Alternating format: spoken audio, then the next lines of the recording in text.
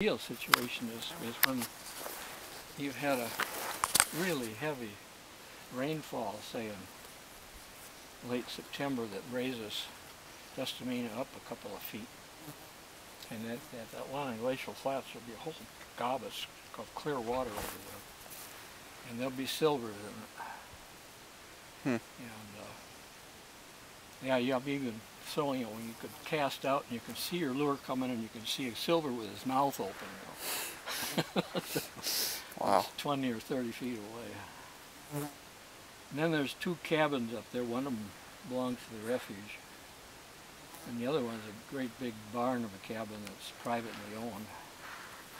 And I think the refuge has their cabin as a sign of no camping or something like that. Well, there's a third cabin there too. There's a cabin that's privately owned on the trail up to anyway, a lake up there that's got a mix something in it.